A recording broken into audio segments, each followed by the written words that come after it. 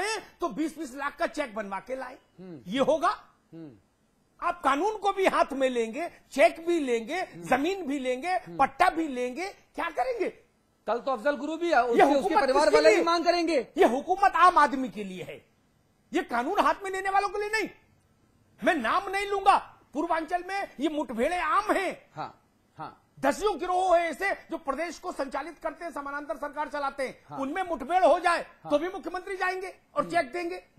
पैसा तो मेरा है, जनता का है ना। स्कूल के लिए दिया, सड़क के लिए दिया, तनख्वाहें बटे इसके लिए दिया, विकास के लिए दिया, इन सब चीजों के लिए तो नहीं दिया। मुख्यमंत्री तो केयर टेकर है ना। और एक बात भदौरिया जी, एक सबसे बड़ी बात, जियाउल हक को पूरा सम्मान और सलाम के साथ कहूंगा, बहुत अदब के साथ, मैंने अपने जीवन में देखा, आपने देखा हो तो आप मुझे दुरुस्त करिएगा।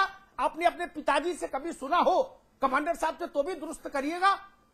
क्या कभी ऐसा हुआ एक सर्विंग स्टाफ के मारे जाने पर एक के बदले 5 नौकरी की बात हुई हो? नहीं, लिस्ट तो 8 की है। 8 की लिस्ट दी है तो ये 8 की सौंपी गई है। नहीं, लेकिन सरकार ने 5 स्वीकृत कर दिए। एक सर्विंग स्टाफ के डिपार्चर होने पर, अनटाइमली डिपार्चर होने पर, ऑन ड्यूटी मारे जाने पर, अनुकंपा के आधार पर मैंने अपने जीवन में एक के बदले एक का ही नियम देखा। ये एक के बदले 5 क्यों? और अगर इन 5 को मिलती है नौकरी तो बाकी लोगों को क्यों नहीं? ये बड़ा सवाल है, इस पर चर्चा होगी। और इसी बात पर एक चीज और जोड़ दूं मैं, कल हमारे पास एक खबर आई लखनऊ से, झांसी से, मेरठ से, बुलंदशहर से, जो लोग अनुकंपा नियुक्ति के लिए सरकारों से भरोसा पा चुके, लिखित में उन्होंने कल 42 लोगों ने कहा कि साहब हमें इच्छा मृत्यु दे दी जाए क्योंकि आप नौकरी नहीं दे रहे और हमारे मौजूदा हालात मौत से बदतर नहीं है। भदौरिया जी,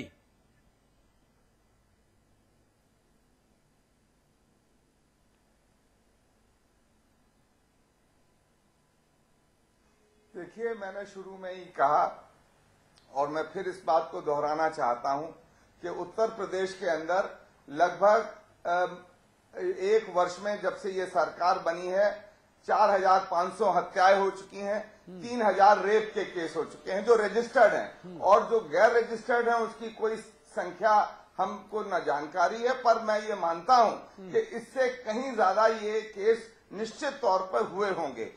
उसके अनुसार अगर सबको ये 20-20 लाख रुपया दिया जाता तो उत्तर प्रदेश के अंदर उनके कोष में क्या इतना पैसा होता?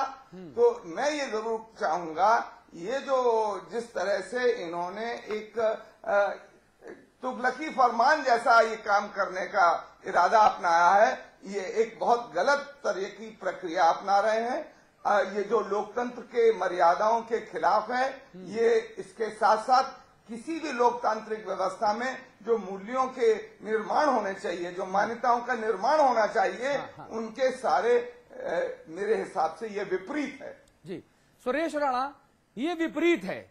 आप लोग विपक्ष में हैं, सरकार को कौन समझाएगा? हमारी एक सीमा है, हमारी एक मर्यादा है, हम अपने जनसंचार माध्यम का इस्तेमाल करते हैं, लिखते हैं, पढ़ते हैं, बोलते हैं, लेकिन आप लोग सड़कों पर उतरते हैं, आप लोग घेराव करते हैं, आप लोग सरकार की नींद बहुत करीबी से खोलते हैं। आप लोगों की तरफ से भी कोई बात नहीं हो रही, क्यों ऐसा?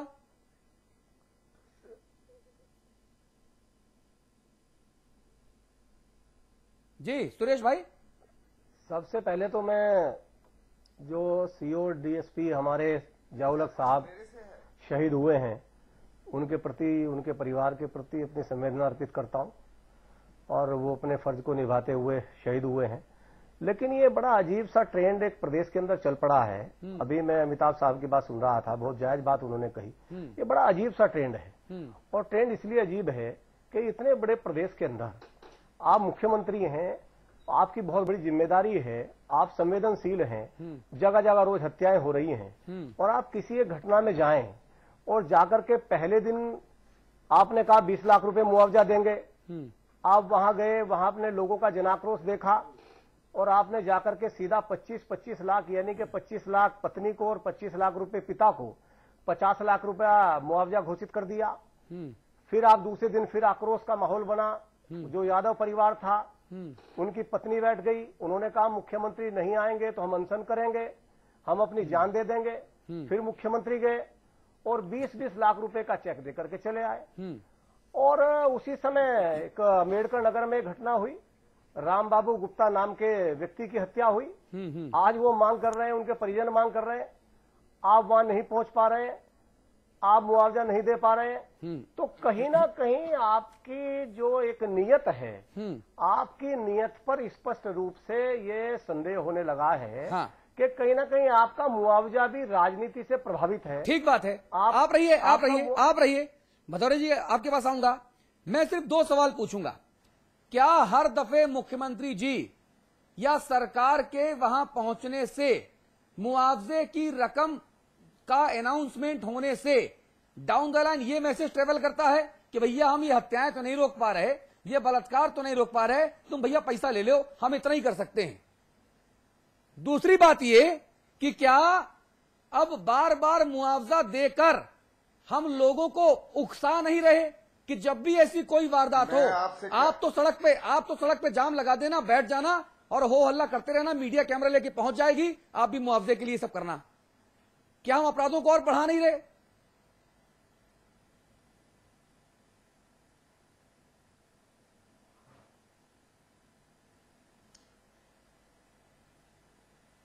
मैं ये कहना चाहता हूं अमिताभ जी कि मैंने अभी कहा कि 7,000 से अधिक केस हत्याओं के और रेप के हुए, तो लगभग अगर ये 20-25 लाख का मामला है तो ये लगभग जाके 1.25 लाख करोड़ रुपए हो गए। तो क्या उत्तर प्रदेश का बजट इतना है कि ये हत्याओं, इसके अलावा फिर बाकी और क्या काम होगा उत्तर प्रदेश में? निर्माण का, बिजली का, पानी का, रोजगार का और बाकी सरकारी जो अमला है उसको कहां से पैसा दिया जाएगा? ये मैं कहना चाहता हूं, ये दिमागी तौर पर दिवालिया सरकार इस तरह के काम करती है। तो इसलिए उनको ये दिवालियापन छोड़कर सरकार को किसी नियम और कायदे से चलाना चाहिए। ये मैं जरूर कहना चाहूंगा। सोल्यूशन कुछ आपके पास है? नहीं, मैं इसमें एक बात कहूं, सोल्यूशन ये होना चाहिए, विधानसभा में मायावती जी की पार्टी, भारतीय जनता पार्टी, कांग्रेस और सपा सब बैठे और इस पर एक सरकारी मुहर लगाइए, कानूनी रूप दीजिए। किसी एक आदमी की मर्जी पर क्यों छूटे? उत्तर प्रदेश में रोज 6 से 7 हत्याएं हो रही हैं, 7 में 20 लाख का गुणा कर दीजिए। पैसा किस लिए? एक आदमी पर 5 की नौकरी, तो उसके बाद जो लोग इम्तिहान दे रहे हैं यूपीएससी का, उत्तर प्रदेश लोक सेवा आयोग का, वो कहां जाएंगे? मुझे बताइए। और फिर कोई मांग करेगा कि मुझे इच्छित पद दिया जाए, सरकार उसके आगे झुक जाएगी। अनुकंपा के आधार पर नौकरी पर सुप्रीम कोर्ट का एक फैसला है जिसमें सुप्रीम कोर्ट ने कहा यह अधिकार नहीं है, यह शासन की अनुकंपा है, इसलिए उसको नाम दिया गया अनुकंपा के आधार पर नौकरी। और अनुकंपा के आधार पर नौकरी ये नहीं हो सकती कि चीफ सेक्रेटरी के परिवार को अनुकंपा के आधार पर चीफ सेक्रेटरी का ही पद मिले, ये नहीं होता। ये तमाम नाजुक मसले हैं, इनको एक बार तय करना पड़ेगा, इमोशनल ट्रोमा से बाहर निकल के तय करना पड़ेगा। ठीक, ये उत्तर प्रदेश के मुस्तकबिल का सवाल है। भदौरिया जी, आपके हिसाब से सोल्यूशन क्या होना चाहिए?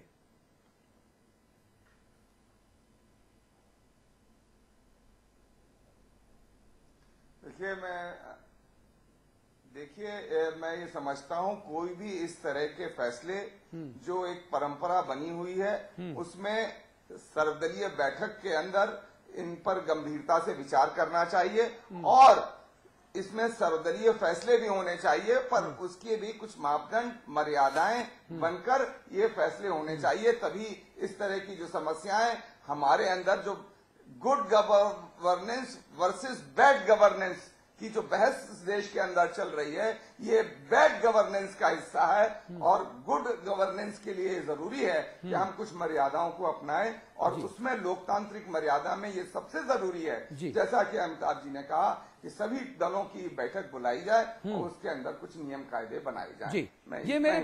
ये मेरे पास कुछ कागजात हैं जो पत्र सूचना शाखा, मुख्यमंत्री सूचना परिसर, सूचना एवं जनसंपर्क विभाग उत्तर प्रदेश के द्वारा जारी किए गए हैं। लखनऊ 4 मार्च 2013, मुख्यमंत्री ने देवरिया पहुंचकर दिवंगत पुलिस क्षेत्राधिकारी के शोकाकुल परिवार को सांत्वना दी। यह प्रेस विज्ञप्ति है। 25-25 लाख रुपए के चेक दिए। चलिए, 2 मार्च मुख्यमंत्री ने जौनपुर में हुई घटना के मृतकों के परिवार वालों के प्रति गहरी संवेदना व्यक्त की। 50-50 हजार रुपए और 20-20 हजार रुपए, 2-2 लाख रुपए का मुआवजा दिया। तीसरी बात, 24 फरवरी 2013 मुख्यमंत्री शहीद सुभाष चंद्र यादव के पार्थिव शरीर पर पुष्प चक्र उन्होंने अर्पित किया, 20 लाख रुपए की आर्थिक सहायता दी। 11 फरवरी 2013 घायलों को 1 लाख रुपए के स्थान पर 2 लाख रुपए की आर्थिक मदद दी जाएगी। ये इलाहाबाद रेलवे स्टेशन पर हुई दुर्घटना में मृत श्री अरविंद कुमार तिवारी के घर जाकर मुख्यमंत्री ने शोक व्यक्त किया।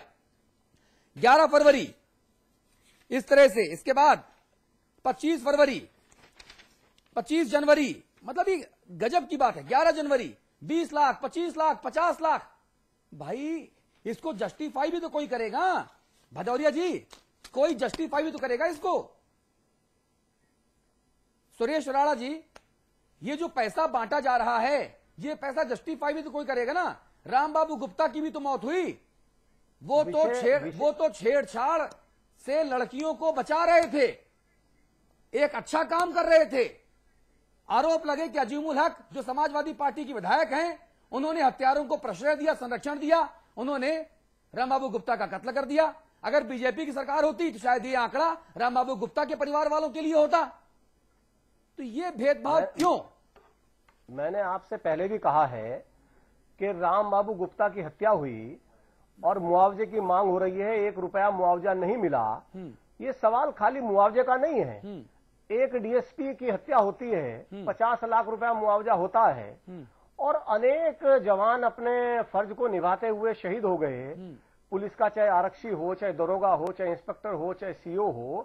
ये हमने विधानसभा में भी सवाल उठाया था कि क्या माननीय मुख्यमंत्री बताएंगे कि जो भी उत्तर प्रदेश के अंदर जवान अपने फर्ज को निभाते हुए शहीद होगा, क्या उन सबका मुआवजा 50 लाख रुपए होगा? तो सरकार ने इस पर कोई जवाब नहीं दिया। सरकार मौन है और सरकार जवाब दे भी नहीं सकती। जिस प्रदेश के अंदर 3000 लोग एक साल के अंदर, 3000 महिलाएं, बालिकाएं बलात्कार की शिकार होती हो, 4000 लोगों की हत्या होती हो, ऐसे प्रदेश में क्या 50 लाख, 25 लाख, 20 लाख रुपया मुआवजा प्रत्येक व्यक्ति को देने के बाद यह प्रदेश चल पाएगा?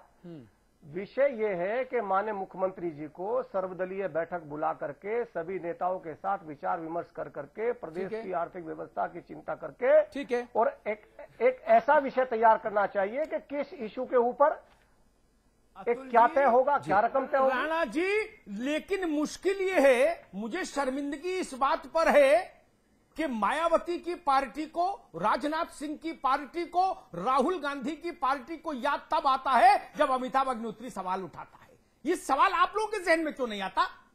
ये क्यों नहीं आता कि उत्तर प्रदेश किस रास्ते पर जा रहा? उत्तर प्रदेश में नया नारा आया, यूपी गुंडों में है दम, गुनाह नहीं रहे हैं थम। अजब हाल है। 7 हत्या का प्रतिदिन का औसत, वहां अगर 20 लाख से 1 का गुणा कर देंगे तो उत्तर प्रदेश कहां जाएगा? मेरी आपत्ति जियाउल हक को मिली मुआवजा राशि पर नहीं, मेरी आपत्ति उस बेवा को नौकरी मिलने पर नहीं, मिलनी ही चाहिए। और सबसे पहले हमने और अतुल अग्रवाल ने इस मंच पर इसकी वकालत की थी, उनको सल्यूट करके। लेकिन हर सरकार का हर फैसला एक समान नाप में होना चाहिए। संविधान में यह लिखित शर्त है कि सरकार भेदभाव नहीं कर सकती। हरदोई का एक दरोगा मारा गया, उसके परिवार की, उसकी पत्नी ने आज मुझसे कहा, उन्होंने कहा कि अब सुनने में आया है कि एक शहादत पर 5 को नौकरी मिल रही, मुझे 1 को नहीं मिली। उन्होंने कहा कि मुझे हाईकोर्ट जाना पड़ेगा, मैं कोर्ट जाऊंगी, सरकार भेदभाव कैसे कर सकती है? 42 लोग इच्छा मृत्यु की मांग कर रहे हैं कि हमको अनुकंपा नियुक्ति का वायदा किया गया था, चिट्ठी दी गई थी, नौकरी नहीं दी गई।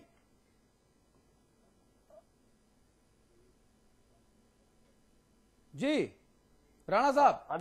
अमिताभ जी, अभी आपने राजनाथ सिंह जी का नाम लिया। आप जानते हैं, विद्वान हैं, डिबेट में रहते हैं। आदरणीय राजनाथ सिंह जी का कार्यकाल भी हमने देखा है। क्या हालत उस समय थी प्रदेश के अंदर, कैसा एक अच्छा माहौल था, अपराधी कहां था, आप आंकड़े उठा करके देख लीजिए। आज के आंकड़े और उस समय के आंकड़े मिला लीजिए। राणा जी, ये बहस नहीं, मैंने कहा उनकी पार्टी, ये मेरी शैली है, मैंने उनकी पार्टी, आप भारतीय जनता पार्टी बोल देता हूं। राजनाथ और कल्याण सिंह में जाएंगे। सुनिए राणा जी, तो मैं गोविंद वल्लभ पंत से शुरू कर दूंगा, बड़ा मुश्किल है, उसमें बहस में मत पड़िए, नहीं पढ़े हम। हमारा फोकस है, ये सवाल जब हम लाए जेरे बहस, तो सब पार्टियों को याद आया सर्वदलीय बैठक होनी चाहिए। ये सवाल पार्टियों के दिमाग जहन में पहले क्यों नहीं आता है? मेरी चिंता ये है, प्रदेश कैसे चलेगा, ये चिंता है। ये भेदभाव क्यों हो? गोंडा में आदमी मारा जाए, शहादत दे दे पुलिस वाला। 800 पुलिस वाले पिछले साल मारे गए ड्यूटी पर। मैं हर की शहादत को एक ही तराजू पर तौलूंगा, मैं अलग कैसे कर दूं? और मैं कभी भी जमीन की रंजिश में 2 गुटों में हुई गोलीबारी को कैसे मान लूं कि यह मुआवजे के हकदार